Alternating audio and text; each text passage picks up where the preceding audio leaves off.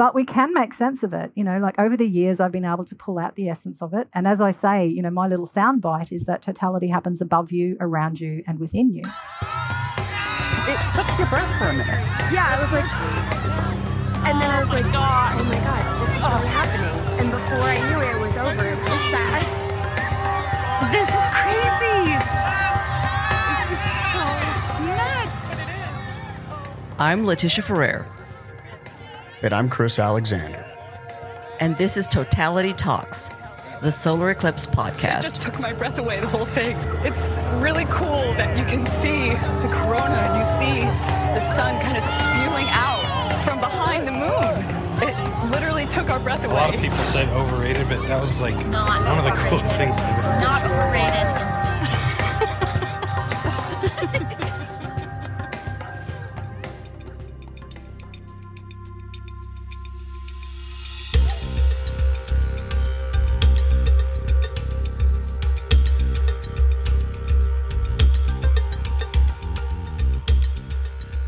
Welcome back to Totality Talks.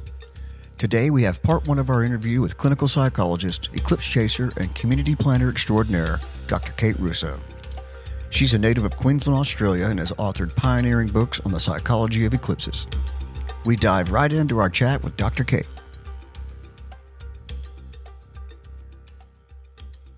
You want to start? Yeah, I stayed with. I kind of hogged it last time with Fred. Oh, I'll go ahead. She was slobbering all over him. I was. I'm such a fangirl. I'm such a fangirl of Fred.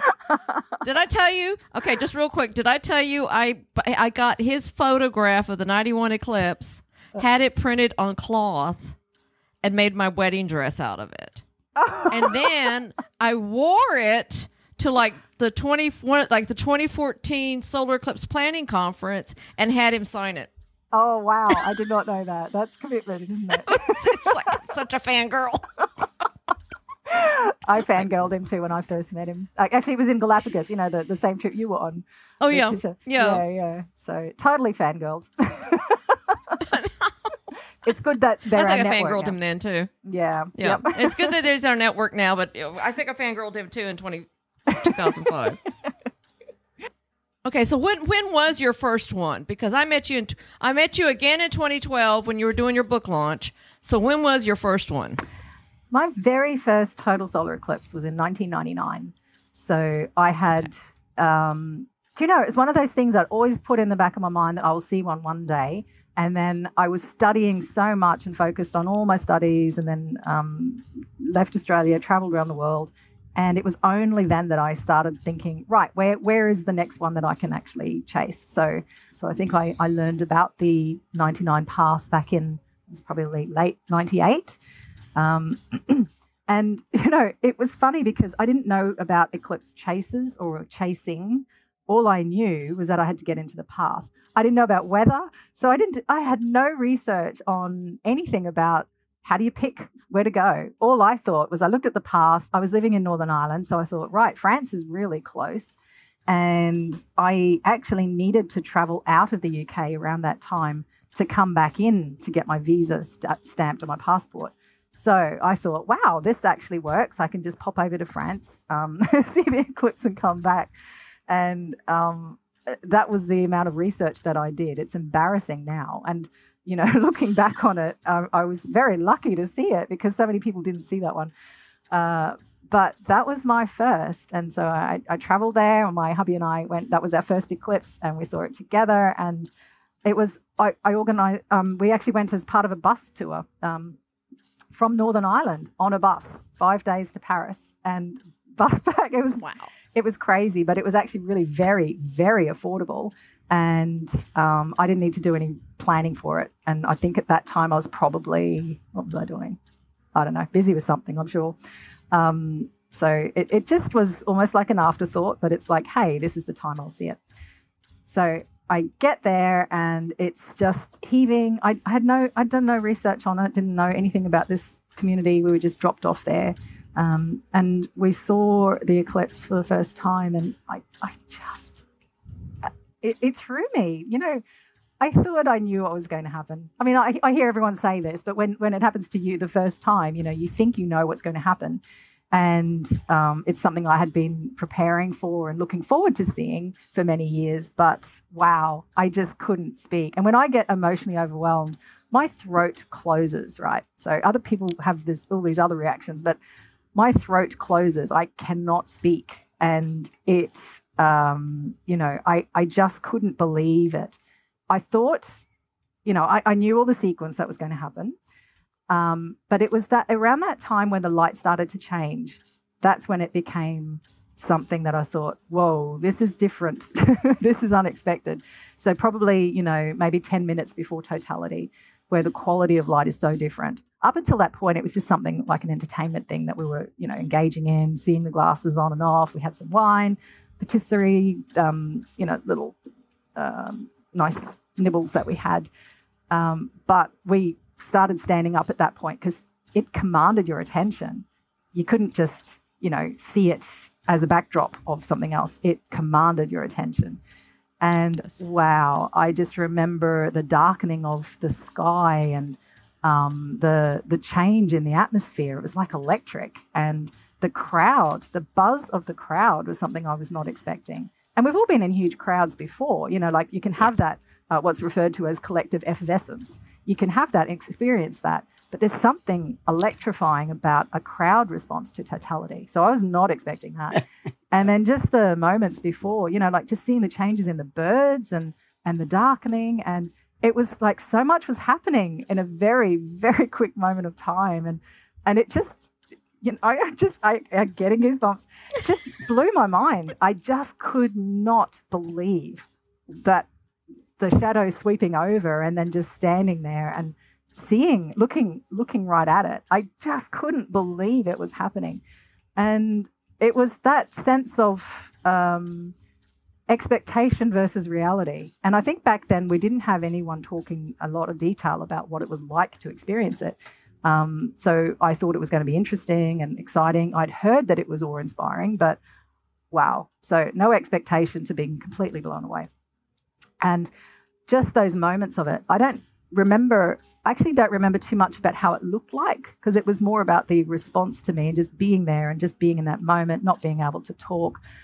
It was only later that I saw photos of it and saw that there was a lot of cloud in the sky. So we were lucky to see it, but that was irrelevant for me. I didn't even factor in the weather.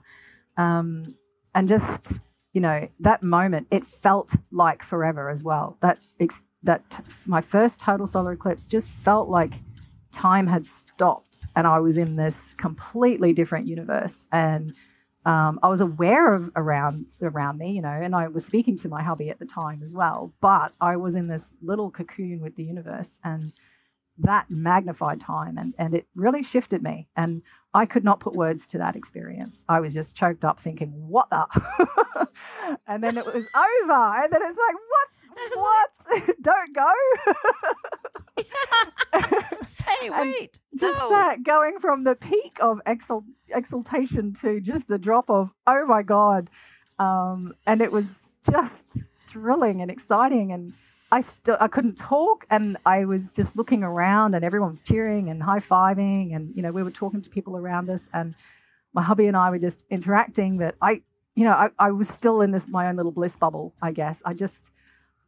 And I didn't know when the next one was. We didn't have Google. There were no smartphones back then. So it was like, no. We had to wait 5 days until we found out when the next, where. You had to go to the library. Yeah. You had to go to the library. Old school. You had to go to the library. Yeah, it was just funny. I did have internet at home. So, we just had to go home, not the library. Okay. But just changing my life. And yeah, it was just phenomenal. I think we jumped ahead just a little bit. Can we get just a little bit about, where you're from and your background and how you progressed down this path to being an eclipse chaser and having it change your career at the same time? Right. So I'm actually living on the farm that I grew up on. So I am born and bred in just outside of Ingham in North Queensland, Australia. So what an amazing circular journey I've been on, actually. Yeah. But I grew up in a very small rural area, and it's a really nice community because it's very close knit. it's an Italian community. My surname is Russo. And, there are many, mostly, when I was growing up, it was mostly an Italian community. And, a lot of people are their first language is Italian, like my mum. And so we have a lot of cultural things in our community, and it's quite nice. But growing up here, there wasn't a lot going on. And I always felt that I was a little bit different because I wanted to experience the world and wanted to know all about there. And I had this urge and desire to travel. And I had pen pals. Do you remember old school pen pals back in the day, where you wrote to someone and, weeks later you'd get a letter back. And so I had pen pals from all around the world, and that would be really exciting just to get a little snippet of life, what life is like in different areas. But this little community is the heart and soul of my background. And so I was here, I grew up, and then I went to, my first degree was at the nearest university, at James Cook University. So it's about, 2 hours, an hour and a half from where I am here now. And that's the progression. Most people who come from here go to that university and then move on from there. I was the very first person in my family to go to uni, and I left home at that point. And it was, I studied psychology. And it's not because I had this burning desire to be a psychologist. I was just fascinated, and I wanted to do everything. I struggled with trying to figure out what is it that I want to do? What's the pathway here for me? I just knew I wanted to learn more and experience the world. And so I was doing several things in my first year, but actually it really clearly was psychology that fascinated me. So I continued on that path. So that was my first degree that I completed, 4 years of study there. And then I went on to do more study in clinical psychology. So you could specialize in different areas of psychology. And that's more about the clinical skills and helping people identify and change and address issues that are causing them distress. And I love that. And so that was my second degree, and I went to Brisbane to do that. And that was a master's in clinical psychology. And so after I completed that was quite a few years of, tertiary education in a row. So I was, 8 years or so. So I was desperate to travel. So pretty much as soon as I could after that second degree, I left Australia and, one-way ticket, travelled around, and actually I never came back for a long time. That was not my intention. But my intention was to go overseas, backpack around, do all the things, explore, and then come back and continue on in my profession as a clinical psychologist. But I like that idea. If you're stuck between option A or B, go with option C. And option C I hadn't even thought about was actually continuing my career overseas. I had never thought of that. But turns out that's what I did. So my first, we backpacked all around the world, got to the UK, and then I was able to actually start working in my profession because there was a shortage there. And then that led to getting working visas. And then after being there for a couple of years, you're able to then apply for residency. And then I became a British citizen. So I have a British passport as well. Good. But within that, my career really was quite strong and exciting in the UK. And I, really developed my clinical psychology pathway. I initially specialised in child and adolescent mental health services, and then working in paediatric services in hospital settings. So my passion on this really is about health, the impact on health and illness and well-being. So that's my big angle there. And I spent a lot of years actually working with people with cystic fibrosis. That was a big passion area of mine, and I did a lot of work there. And then I did a third degree, my doctorate, in the School of Medicine at the University of Hull in the UK. And that's when I was learning about IPA, phenomenology. So phenomenological research is when you look at how people make sense of their experiences and the lived experience of things and events that are meaningful to us. And so in searching for the methodological approach for my doctorate, I was learning about phenomenology and figured this was exactly what I needed, because the topic that I was looking at the impact of cross-infection measures and cystic fibrosis. So I needed something which looked at the person's individual experience and how they were impacted. So I very much saw that this was a really good approach. And around that time was when I had started thinking about applying this to eclipses, actually. But it was just a thought, like it was just a fleeting thought. So I was just focused on learning the methodology, using the approach. And so I became quite involved in the IPA scene. IPA stands for Interpretative Phenomenological Analysis. Bit of a mouthful. Okay.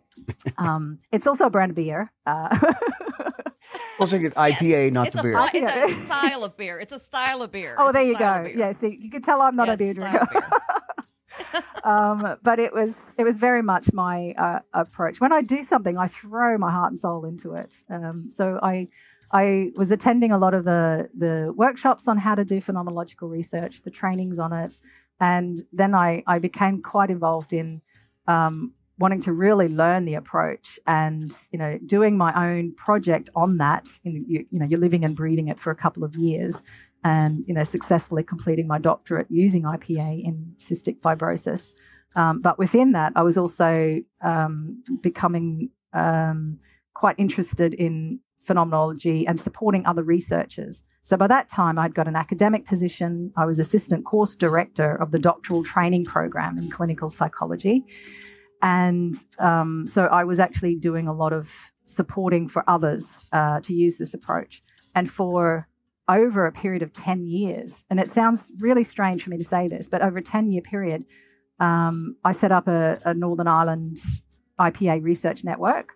And we had quite a lot of people coming through that network, about 80, I think it was, 80 different people from different professions, as broad as psychology to nursing to architecture. And, we had Erasmus students coming through. There were a lot of, it was a very active group. And we met every 2 months on a Friday afternoon where we would sit around and talk about different research papers and methodologies, and then problem solve people's projects to help get them moving. So I played a quite crucial role in Northern Ireland in terms of that. And then, of course, I had my own research supervision that I did of the doctoral training students coming through. So there were a lot of projects coming out on that. So that's my career pathway, and that was all going swimmingly. So I was half clinical, half academic, very, very busy, and then I got sick. So, I mean, that's, you think you're going to do one thing and then sometimes you get thrown a curveball, right? So through that period, I actually had to stop work for quite a long time. And that's when things sort of like took a detour. And it was my passion in in eclipses, really, that because that's always there. That really took the focus of that when I wasn't able to work for a period of 2 years. I wasn't able to do much at all. So that's how that diverted. So that was a turning point. It was around 2014 or so. So I followed that psychology path. Yeah. Sorry, you're going to ask something there, Leticia. So, I was going to ask, because you wrote, you're doing this study, this phenomenal study. So when did you write? Because I know I saw you in 2012, and you'd already written Total Addiction. Yep. So what year did you have? Yeah. So that Total Addiction book came out of those studies that you were doing. Yes. So because the psychology studies is what I was kind of talking about there, and then it was after my doctoral thesis was completed. Like how even though I was working multiple jobs and I was doing all that, I had spare time. Yeah. So, and I thought, having done all the phenomenological research, I have to do it on eclipses. So it's like that was the natural stepping stone. So from 2009, I think, I just thought, no, I have to really research this. And if I backtrack a bit, it was in 2005 that we went to the Galapagos Islands to chase that hybrid eclipse. And Leticia, you were there as part of that group too. And that was 30 seconds. Yeah. It was a 30-second eclipse. But so worth all it. Of the addiction. I know. But that was just that little boat had to have been just the hardcore. I'm going to see it. Hard to get to eclipse that just falls right into that whole.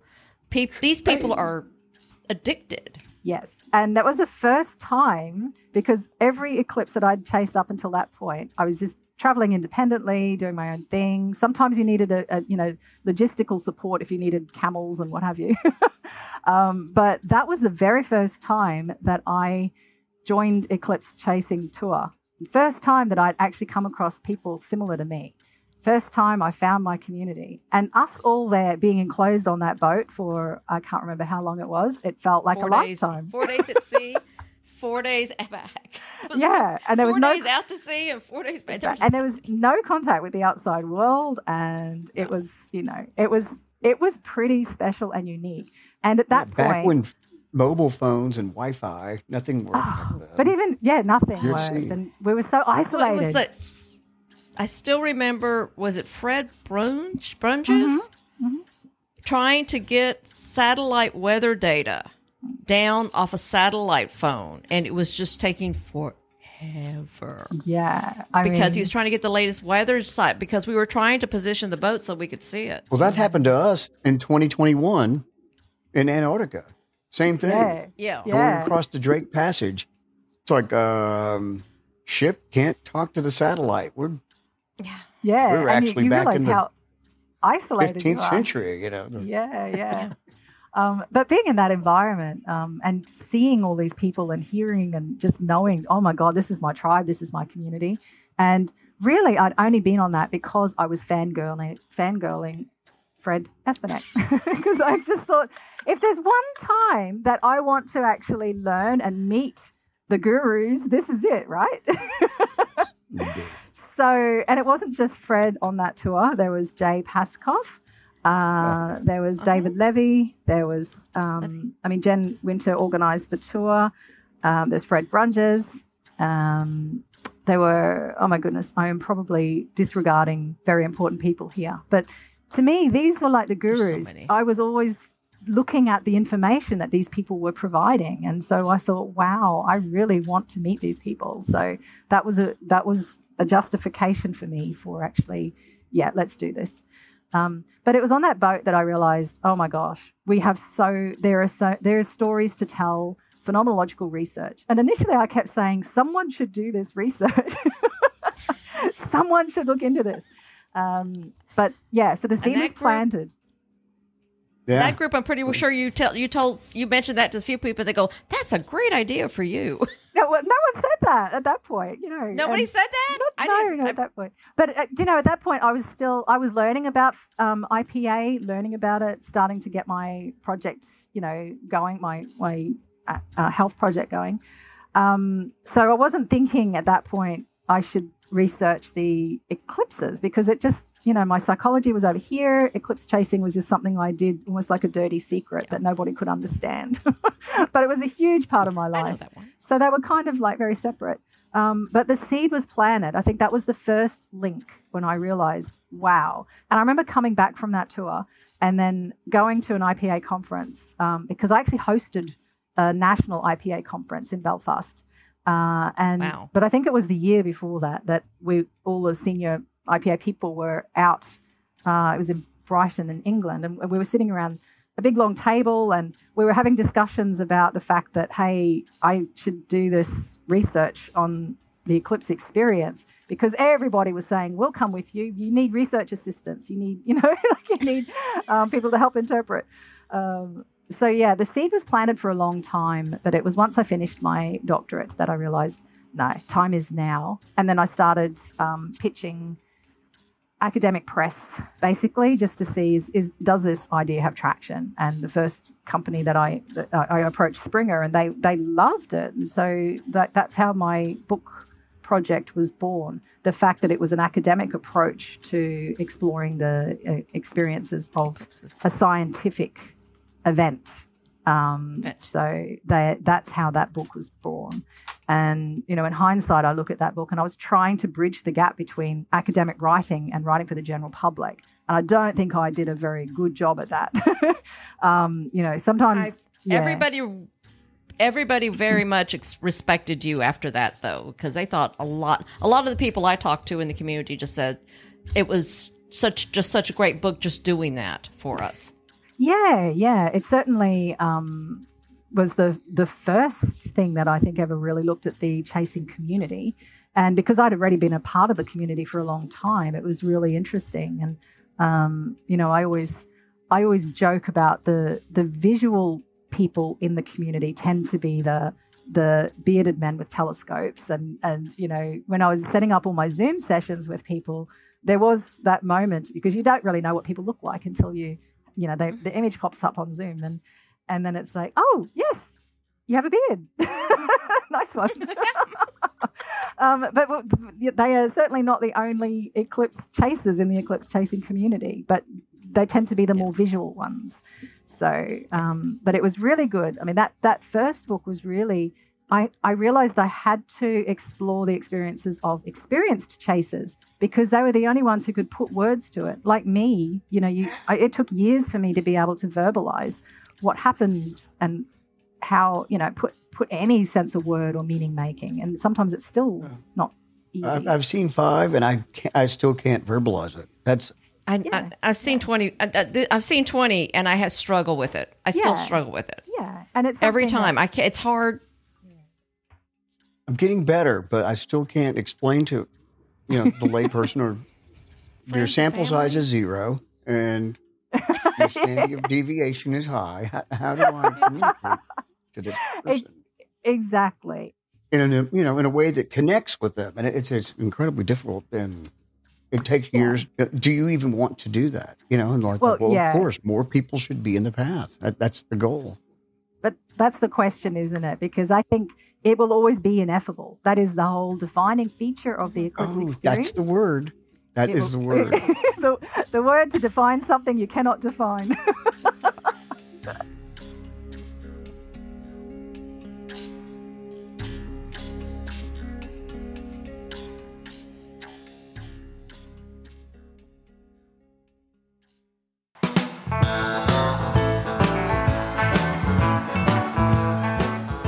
Totality Talks is sponsored by American Paperwear. It's paper that you wear. In 2017, they became a producer of safe ISO 12312-2 compliant glasses for solar observation. They've expanded their product line to include paper frame sunglasses with optically clear and thin-filled sunglass lenses. A great promotional platform for your logo, concept, or artwork to make a lasting impression. Use their Solar Eclipse Design Studio app to create your own custom glasses. American Paperwear at ampaperwear.com. Click the link down below.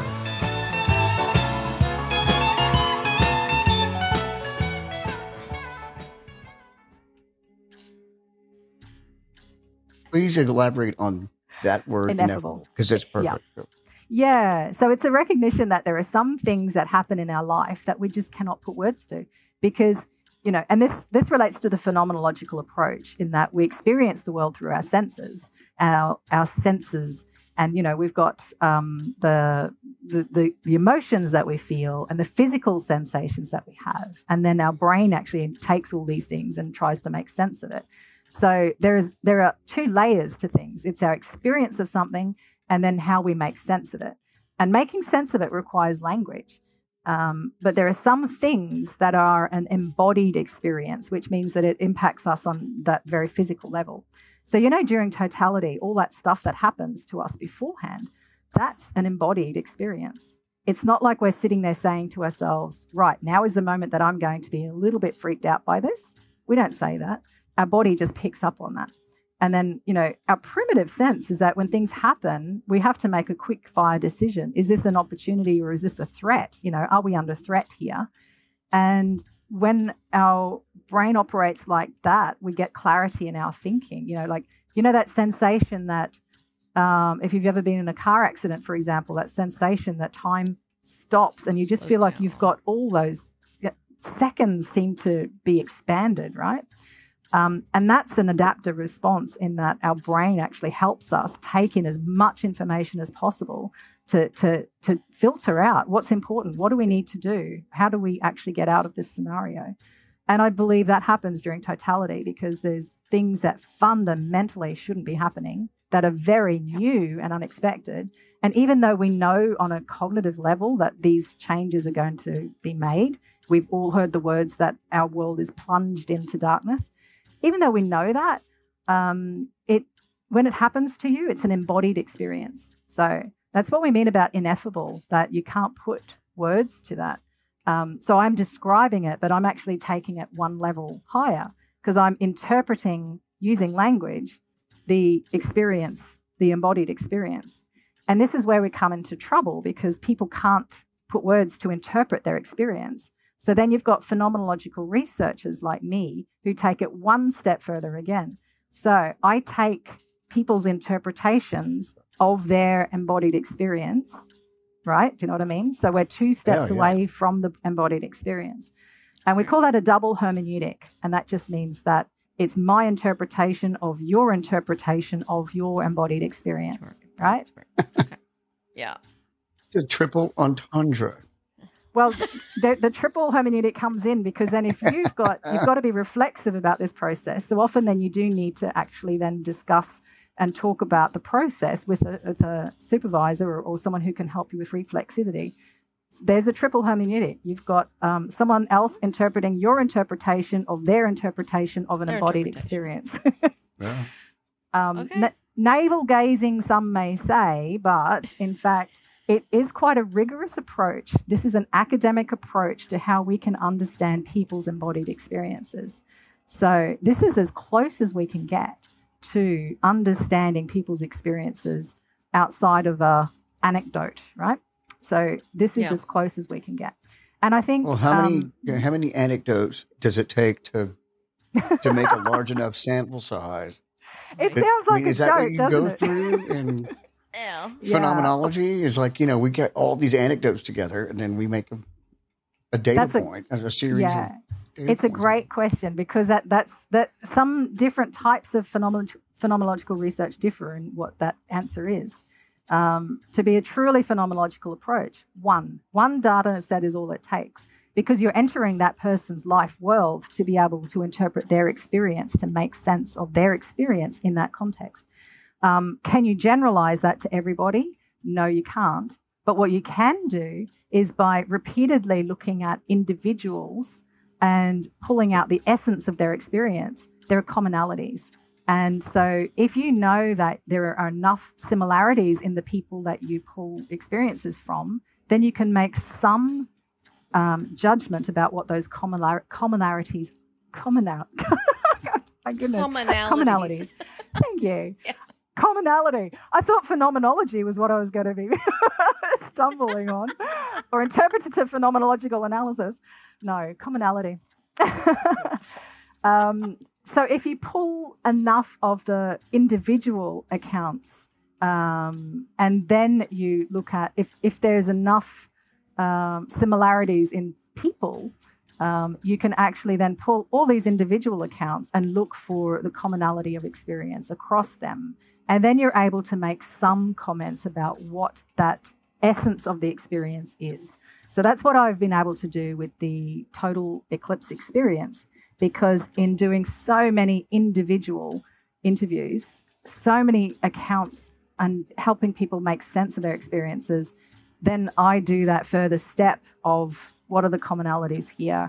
What is the essence of it? So it sounds like a very simple, like a journalistic approach, but it's really very time-consuming, rigorous. If it's done in an academic way, it really is quite rigorous. So this is about how we research and understand human behavior and human experience. So I have a question. How do you do that amongst different cultures? You have a Western culture. You've got all different types of hundreds, if not thousands, of cultural societies. Have you ever gone through and the regions and areas, and how does that? Yeah, because those are looking at individual cultures. It wasn't until well after 2012 that I started then looking at, okay, we need to really amp up the researching people's experiences after Totality. So it only started from then. And I did have some experience in 2016. I went to Indonesia. And so I did do local interviews as well as Western interviews. And I stayed on. It was part of Nyepi celebrations as well. So I did stay on and do some work there for that. But coming back to the original question, because it's about, how how can you make assumptions? So there's two challenges to phenomenological research. The first is language, and the second is culture. Language, because we can only interpret people's experiences by the language and the words that they say. So, this comes back to that ineffable experience. If you're someone who cannot make sense of your experience, you have no words. I cannot interpret your experience if there are no words, right? So this is a problem in research. So, that's why using phenomenological research with children is a bit of a challenge, because sometimes they don't have the language to be able to give you enough to make interpretations. There are some people who are better than others at being able to make sense of their experience. So what I tend to do when I do this research is to do a bit of a two-stage approach to recruitment. I do a survey, a general survey, so lots of people can fill it in. But I deliberately put open-ended questions on there because I want to then screen out people who can talk more. And they're the ones that I then do the next level to see, because if I don't do that, I could be interviewing thousands of people and not have not enough material to interpret. Because everything that I need is actually what happens in that moment of, the 2-minute moment. People have to be able to talk about that. A lot of experienced chasers take photos. Their 2-minute experience is focused on stress of the cameras not working and time going short. That's not the experience of totality. Not at all. I can't. It's watch the eclipse.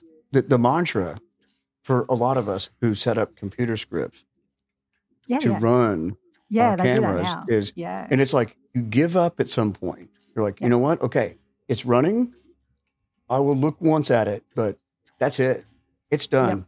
Yep. And the mantra is watch the eclipse, not your gear.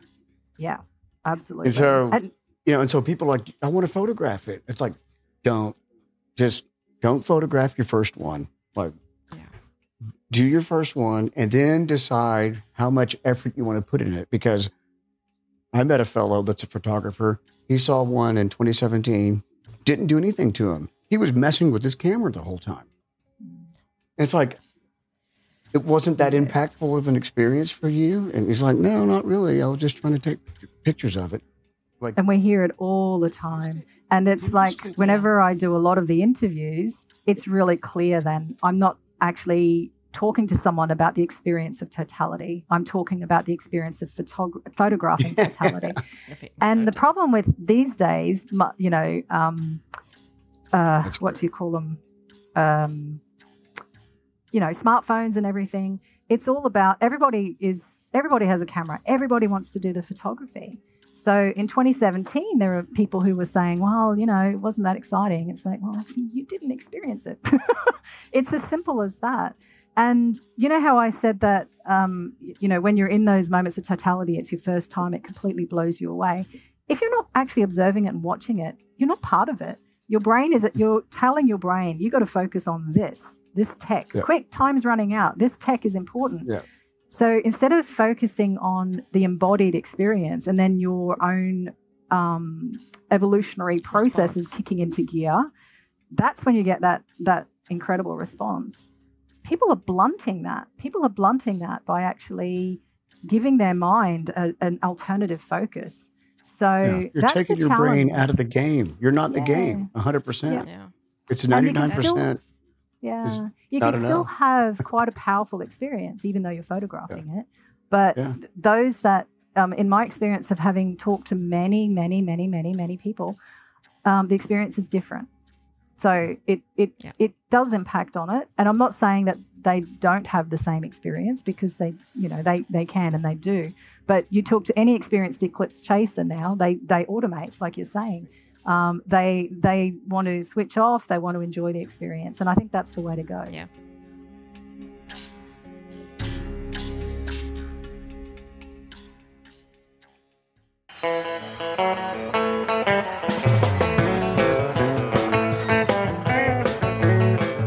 Totality Talks is brought to you by TexasEclipses.com, where you can get the book Texas Solar Eclipses. Learn about solar eclipse safety, the total solar eclipse in Texas of 1878, other recent total solar eclipses, how technology influences our experience, and citizen eclipse science then and now. That's texaseclipses.com. Click the link down below.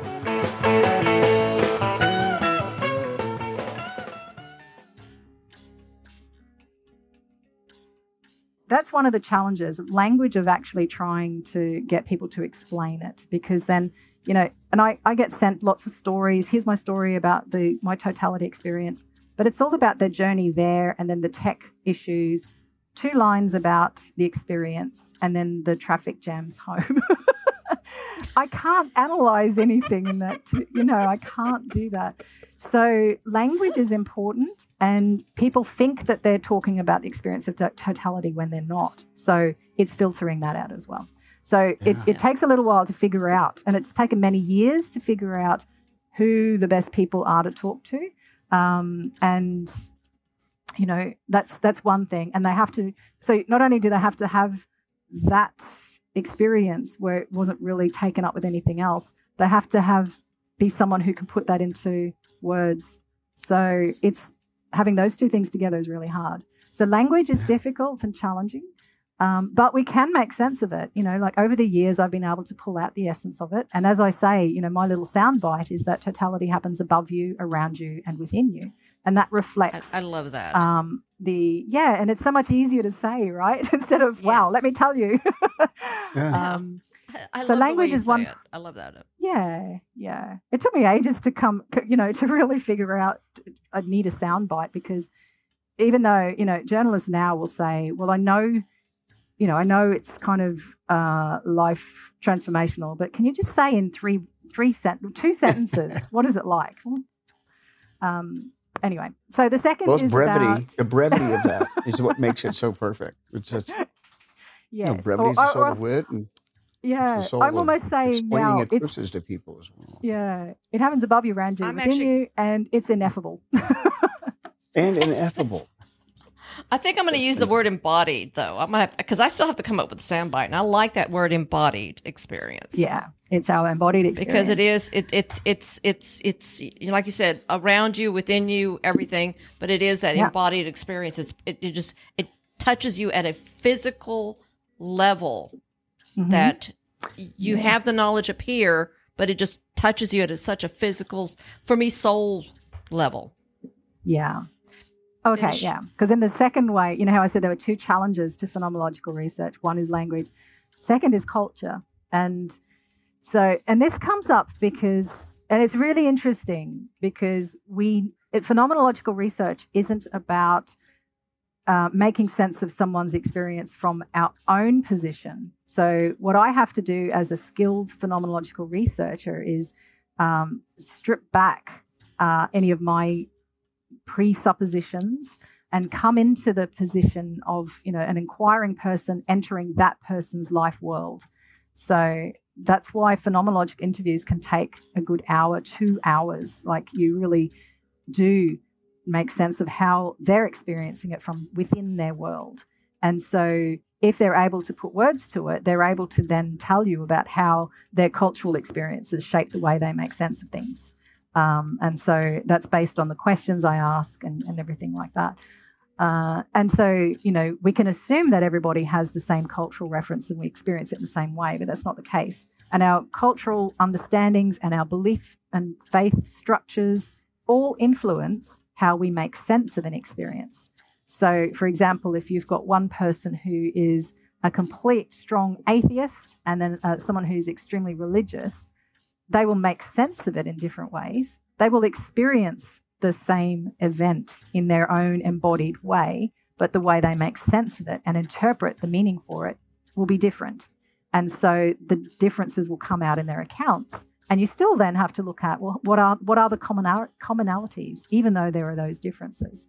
So I'm always mindful that you can't, for religion, for example, you can't actually say this is a non-religious event or this is a religious event, because people have a different viewpoint, right?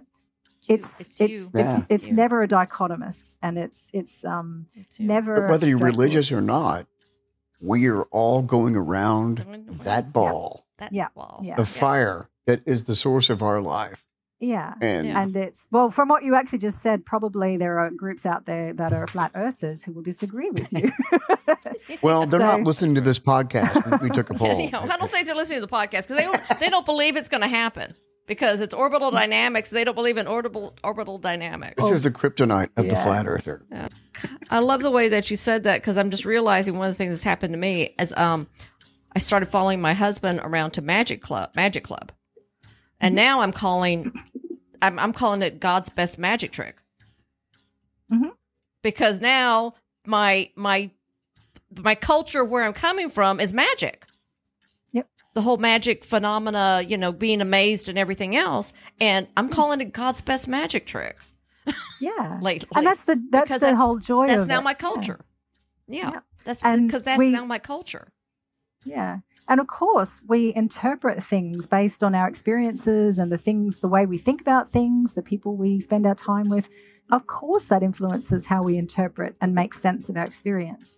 And so remember, it's about separating. It's the embodied experience, the lived experience of totality. So that's something that is the core. And so you don't need to get into that second level of interpretation about, whether you're a flat earther or a very deeply religious person or a strongly agnostic person, or that's irrelevant because you still have that same lived experience. It's not irrelevant for you because you draw upon those things to interpret your own sense of it. So for me, for example, I'm not a religious person. I see it as a spiritual event, and I see that as a connection to the universe, as something that is vast, that's out there. And that, there are coincidences in scale, and it's the immensity of it that adds to that sense of insignificance, a part of something greater. Yes. So for me, it is like understanding positioning in the world. So that's my framework rather than a religious framework or a, flat earth framework or a science framework. And so when we go to different cultures and experience, actually even within our same culture, people will interpret it differently. So we have to be accepting of that. And there's no right or wrong way of interpreting the experience that someone has. So there is no right or wrong way on that. In 2016, when I went to Indonesia, so I traveled to Palu and Sulawesi, and I was invited to be part of, this is really interesting. So there was like a Western festival that was happening. And so I went to that festival a few days beforehand. We talked a little bit about the eclipse experience. And then in the day after the eclipse, I went there, and in the, temporary ger that was set up, the yurt, we did a whole eclipse love-in session, and I did lots of individual interviews. I had very specific questions to ask these people. And so I got a lot of research from that particular event that I actually use a lot of that material in some of my lectures and presentations. So that was a really good thing. That was a Western festival. At the same time, I was invited by the Minister of Education for Sulawesi or Palu, can't quite recall, but I gave a presentation at the university there. And that was a very big deal because I was a female and I was coming in as a Western person, coming in to talk to the university environment. Very, very big deal. It was an extreme privilege. And then I was talking, I remember the biggest culture shock was that they don't use Macs at all. So I couldn't use my my material. So I was presenting just off the cuff, and that's fine. I that's what I can do. But I was mindful that the one question I was asked at the end was about, am I suggesting that the eclipse is bigger than Allah? And I think questions like that says to me, okay, I wasn't mindful about looking at people's I'm sorry, did culture. you say bigger, that the eclipse is bigger than what? Allah. Okay. So that was really quite a, I think that was an absolutely great question. But it just highlighted that, and the way I responded to that was that, we interpret things in different ways. So, the experience is the same, the embodied, exactly what I've been talking about here. And it's our interpretation of it. So in no way am I saying that is greater. But it is. in a sense, like don't all the religions of the world start with the same typical, same similar type of beings from the sky came down. Yeah, but in some ways, that's I don't see that. It's like we are being. I'm sorry. Yeah, I don't see that. I see it as that it's just a separation of the embodied experience. So the embodied experience is the experience of totality. And so, well, I'm sorry. I was talking about the religions, like when they say it's greater than Allah, and it's greater than Jesus, or it's greater than the religions of all the world. I find it amazing that we have the religions of all the world, and then the agnostics, the atheists. We all still have this experience of us on Earth, underneath the shadow of the moon. How there is a way to bring us all together. And maybe we aren't meant to know where, our origins. Yeah. And I think these conversations can happen outside of religion because it's the embodied experience that we're looking at and how individually we make sense of it. So it doesn't have to be something that separates us at all. No matter what your culture is, you're still that individual person standing on that rock, looking up, having this amazing transformational experience. Well, I think it's a great connector, regardless of religious belief. Yeah, that's where I was going with that. It's just It should be a great connector. We're all human beings on this planet experiencing this moment together, and we are never more connected than this moment. And I think that's the one of the fundamental things about the eclipse experience. You know how you're there and either in your immediate vicinity or just, along the whole path, that everyone is stopping what they're doing and looking up at the same time. Now, if that doesn't give you goosebumps, I don't know what will, because that is something that is so profoundly unique about the experience of totality, right? People stop what they're doing and they look up and they experience it, and they have the same lived experience. They interpret things differently, but the same lived experience. I can't think of any other example. You've got more localized examples like, these big games or the Super Bowl where you've got people coming together and, anyone who's part of those big crowds will have the same thing. It gives you goosebumps. You're part of a collective thing in that moment. It doesn't matter what your religion is, or maybe it matters what side you're going for. See, that sometimes it does. That actually is a good thing because the way you think about it and what its meaning for you, one team or the other, determines your experience of it. Are you going to leave there in a good mood or a bad mood? But fundamentally, no matter who wins, the experience is amazing. So, so we can talk about it from localized perspective, but I don't think there's very many things in this world, in our lives, that people come together to experience something all together. That's a positive thing. So the other example is nature events that draw people that have to live in the moment, like earthquakes and hurricanes and cyclones and fires and all those things. But they're challenging events. So there's to me, it's unlike any other experience.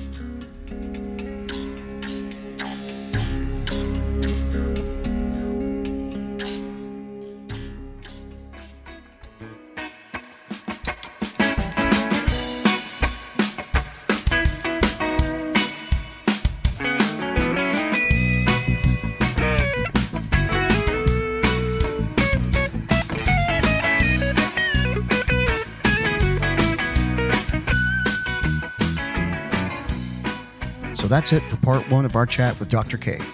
Look for part 2 next week. We are stepping up our game and releasing new episodes fortnightly now as we gear up for the April 8th event. As always, clear skies.